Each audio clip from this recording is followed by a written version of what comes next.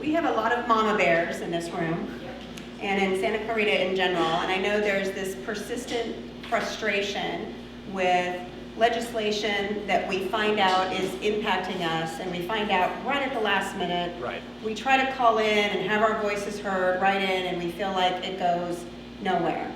So things get passed, and it used to be, I think there was supposed to be 72 hours if the public was to have to review things that no longer exist, essentially.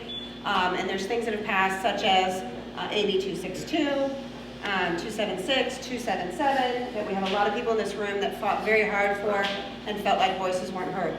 How can we, number one, how can we impact pending legislation or better access it? Is it up to us to access our assemblymen to find out what's going on with that? Or is there another way to do that? And once these things have passed, do we ever have a hope of overturning them? And what can we do as a governor? Because it's my understanding the governor can't overturn legislation that's been passed, but correct what I'm wrong about there. Right, well, unless you ask this governor, he seems to think he can do whatever he wants. And by the way, people feel like their voices aren't being heard, I know, but we're all making our voices heard with the recall. That's really what it's all about. For the last year and a half, we've all been told that none of our voices matter except for one person's. And the recall is us saying, no, our voices still matter. This is still a government of, by, and for the people. Now, as far as the legislature goes, the frustration is very understandable, because the reality is our legislature is a total sham. And I'm not even, exaggerating. Like, look what just happened with 455 and 1102. We're all familiar with these bills. So and I just learned about this whenever the last debate was, the last one we did. I think it was 2 Thursdays ago, maybe. I come out of the debate, and the reporters, they're saying, what do you think about this bill, 455? And, there's like several thousand bills a year. I don't have them all memorized, unless it's a prominent one, and that one didn't ring any bells. And at that time, it was a toll road bill. So not necessarily one I was following closely. And I was like, oh, is this suddenly a big issue in the campaign? Is this toll roads? Actually, it is a big issue in some areas, but not necessarily a question I was expecting. So what had happened was they had used the procedure known as gut and amend, which is just as lovely as it sounds. They take a bill that has already made its way through the whole gauntlet of the legislative process, which at least in theory is supposed to be a deliberative process that involves public input, scrutiny, a chance to participate, analysis, various hearings, various votes. They take a bill that's been through all of that, take its contents out, and make it something entirely new, so it gets to skip that whole process.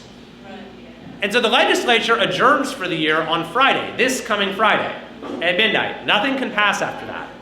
And with AB 455, with less than 2 weeks remaining in the legislative year, they wanted to suddenly transform the entire character of our society into something that has never been contemplated in America before.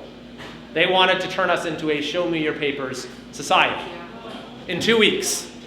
So thank you to everyone who called in and talked to your, did anyone contact your representative on that? Great, thank you. Because the public pressure was swift and immediate, and I think it did have an impact. And at least for now, the bill is dead, although, these things can always reappear. But at least for this year, it's dead. Now, 1102 is still out there, although it's not even in print yet. And so I checked, I didn't check today, but it wouldn't be appear yet today. It can only appear on a weekday. I last checked on Friday, and it still wasn't in print. They did release just some mock-up amendments to the press, so that's what everyone's seeing. But, there is this 72-hour rule still, which says that a bill has to be in print for 72 hours before it can be voted on. So, at least for the final vote, they've kind of messed with that rule, you're right. So these would have to be in print by Tuesday at midnight, and Monday's a holiday, so literally we're not going to see the language of this in an actual bill until just a few days before the legislature adjourns for the year. The sort of very last possible moment that you could introduce them. So that is just one example of how our legislature has managed to perfect a sham legislative process, where public input is excluded as much as possible. The Capitol was even barricaded for the last year plus, most of the last year. If anyone tried to go, you couldn't get in. And then they start saying, all right, we'll finally let you in, but you can only go 5 people at a time, and you have to be escorted by security. Even journalists were complaining about this. They'd have to be escorted by security to come into the building. Like, this is not the way that a democracy or a free press is supposed to work. But there are so many other examples. I mean, the legislature just a few years ago, the Assembly, made it so a bill could be killed without even a vote. So I'll introduce bills, like I introduced a school choice bill this year. They're like, well, we just won't get a vote. We don't give it a hearing. It disappears into thin air. And so we heard about this stuff, and they're like, how is that even possible? I mean, I'm a duly elected legislator. I introduce legislation. I'm voted in by my constituents, and they just ignore it? It's not the way it's supposed to work. And it explains why the legislature was so quick to just kind of take last year off. I mean, the legislature adjourned for most of last year, surrendered to the Newsom autocracy, and the reason is that, you know, in the ordinary course of affairs, the legislature is totally run by special interests and lobbyists, and so having the legislators kind of out of the equation and the lobbyists could just go directly to Newsom, you know, like have dinner with them at the French Laundry and tell them there, please exempt my industry from your lockdowns. Okay, Hollywood, you're exempt. You know, that's just a lot easier. So the arrangement worked out pretty well for everyone. That is the way our capital works. It's totally run by lobbyists and special interests. That's why I became the first legislator, first state elected official to say I'm not taking any funding from special interests, only citizens. And that's the sort of cultural change I think we need. It goes beyond anything that has to do with parties, Democrat, Republican. It's just about the idea of having integrity in state government.